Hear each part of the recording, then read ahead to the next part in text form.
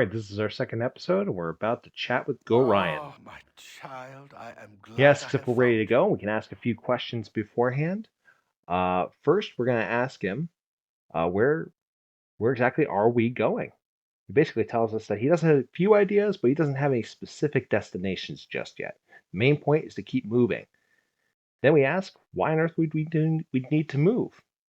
He says anyone can get through the fortress just like a mosquito gets through a net. As we saw last time, he's absolutely right. Two dead assassins hit by sticks. We ask, what should we bring with us? He brushes it off and says we should already know what we should bring. We could choose to leave later, but there's no point. We can go ahead and leave now.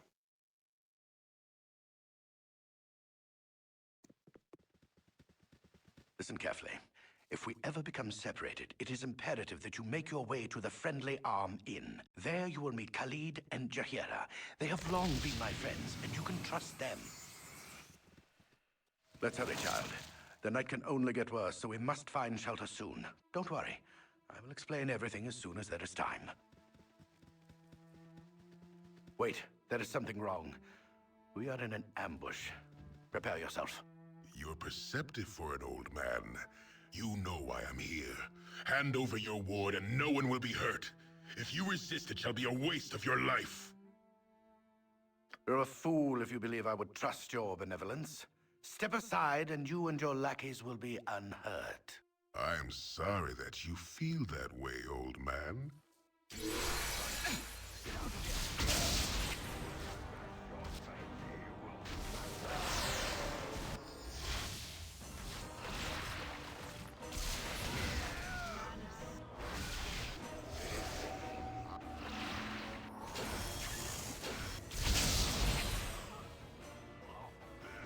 The dawn is especially cruel this morning.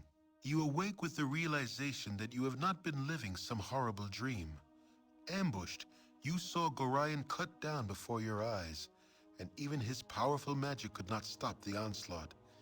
It was his wish that you flee, but that does not remove the feeling of helplessness that now overwhelms you. Hand over your ward, the armored fiend had said. He was after you and you alone, but why? If only Gorion had given some clue. But now you are alone and lost. Candlekeep is near, but you will find no quarter there. The readers pay for their serenity with rather draconian entry rules, and without Gorion's influence, their doors will remain closed. You will not last long on your own with your meager equipment. Perhaps you can get some help from the friends Gorion mentioned, the ones at the Friendly Arm. So Gorion is dead, and we're on our own. We have Imoen over here. And we can either choose to make an immediate beeline south if we want to solo right away, or we can have Imoen join us. And I think for this playthrough, we're going to have Imoen join us because we want to stick as close to the story as possible. So anytime you're around an edge, you could always go to another area to open that area up, even if you're not close to that area in the future. It will be It's done. me, Imoen. So Imoen checks on how we're doing. We could brush her off and tell her to sneak back to Candlekeep, but that doesn't change anything. Instead, Atian is going to ask how she knows that Gorion didn't tell him anything. Regardless of what you tell Imoen, she's going to join you as our first companion. So Imoen is a neutral good human thief. We're both at level 1 experience, and she has even less experience than we do. And she has a 9 in strength, 18 in dexterity, 16 in constitution, 17 in intelligence, 11 in wisdom, and 16 in charisma. Her thieving abilities are a bit generalized, with open locks of 25 and find traps of 35. Those are the two that are really good to start her off in, because that can help us to dive into dungeons right away. I like having her there as like kind of an extra thief to help us out through dungeons. She does have excellent ability scores, and she can fit in perfectly for what we need a basic thief to do. So for this playthrough, we're going to take Imoen with us. In fact, we're gonna stick close to her because she is our kind of our best friend, right? Our best buddy. Um, we're going to do a few side quests here and there, but mostly we're going to be sticking to the story. So we're going to get our party of 6 sooner rather than later. Yes? Eventually, we will end up going north because we want to hit those stones Not a where problem. Gorion was killed. But right now, we're going to stick to the road. We're going to run into Kolsil. And Kolsil kind of he talks to us about hearing the fighting last night, about seeing people down the road and traveling down the road. And eventually, Imoen will step in and she'll kind of give her insight. She doesn't do this in the base game. There's a mod that I have that will let her kind of speak up at certain points to give her a personality. And Atian can ask for directions. Kolsil will tell us directions. He's going to tell us that there's a friendly arm in to the north and Baragos to the south once we hit the crossroads to the east. We can also He also gives us advice about traveling on the road. You definitely want to travel with friends, especially if you've never played the game before. Um, while we can be rude or demanding, I don't think that that's really going to help anybody, especially when Atian needs help. He needs advice, right? We do ask about the 2 people he ran into up across the road, and thinking that they might be the 2 that Gorion mentioned, but Colseed said that they weren't necessarily friendly. So, Kolsil gives us some advice once again about picking up companions to avoid dying. And that's what we're going to do. We're going to pick up some companions. Now, we can go ahead and steer off the road a little bit, but immediately we are hit with our first monster. It's a diseased gibberling, and we're going to shoot it. My blade will cut you down to size. Diseased gibberlings don't drop anything, but they do give us 35 experience. So, one little thing that we do before we hit that spot is maybe we'll head back to the road and do a couple of things. One big thing that I recommend doing when you get to the edge of a map is, especially if you've never been to an area before, is go ahead and check out the areas of the map. Everyone's going to pipe in. She's going to ask how we're doing. And I still can't believe that Gorion's dead. And we have a little bit of dialogue. Gorion's dead. Mysterious assassins are after me. I can't even figure out why. Nobody told them. Nobody told Atian why the people are after him. And so she kind of has this little sad moment where she says, well, as long as I'll stick around as long as you'll have me. I'll be like, okay, why would I leave my best friend? That's a weird thing to do. You're like a sister to me.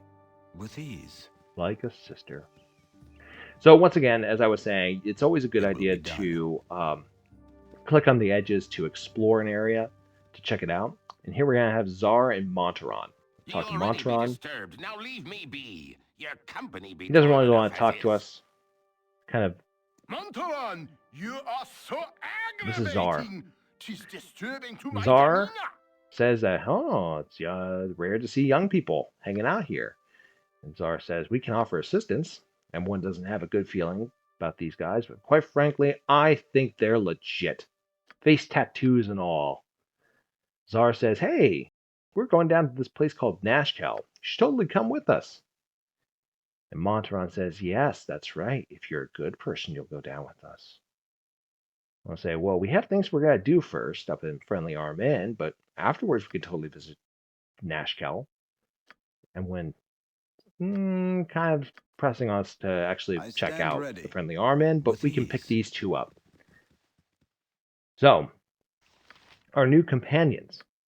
Montaron is a neutral evil halfling fighter thief. He's got a 16, a 17, a 15, 12, 13, and 9. He's focused a lot on stealth. Xzar is a necromancer. He's got a 14, 16, a 10, 17, a 16, and a 10. He is chaotic evil. Yeah, so we have our first evil companions. So, yeah, that's going to be interesting to travel along with 2 evil people. We're going to distribute the party loot that we have.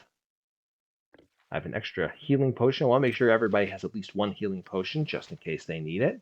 I'm also going to give the Wand of Missiles to Xzar because he really doesn't have much else. We don't want him going into melee combat. And then we will go and head to the stones. This is where Gorion died. Let's loot some gold. You all tried to kill me, so I'm stealing your gold. We're going to take this belt. We're going to take leather armor. All that's going to be useful for us. Give the leather armor to Imoen. And no idea what this belt is. And first off, we'll have Imoen wear the leather armor. We're going to read this scroll. Basically gives us, it's a letter to Gorion, basically saying that it's a little bit of a warning saying, hey, listen, you got to get out of Candlekeep. I tried to stay neutral in all this stuff, but, you know, people are after Atian, and it's probably a good idea for you to go to the Friendly Arm Inn and meet up with Jaheira and Khalid. If anything happens, they should be able to help. Copy the note. It's always a good idea to copy notes, but we don't need to keep it anymore. We are going to give the belt to Xzar. Now, I'm giving the belt to Xzar because he has the best chance of identifying it. He can't because his lore is only 15, but it is the highest in our group right now because our lores are all really pathetic. So, at this point, we're going to go ahead and call it a day. You should totally check out my other videos, my starter guides, my other playthroughs. If you like what I'm doing here, please feel free to like, comment, and subscribe. I totally am eager to make more videos about how Atian does, and hopefully get to the Friendly Arm Inn. And next time, we'll get to the Friendly Arm Inn with a clearer story and tighter editing. So take care, good luck. We're all counting on you.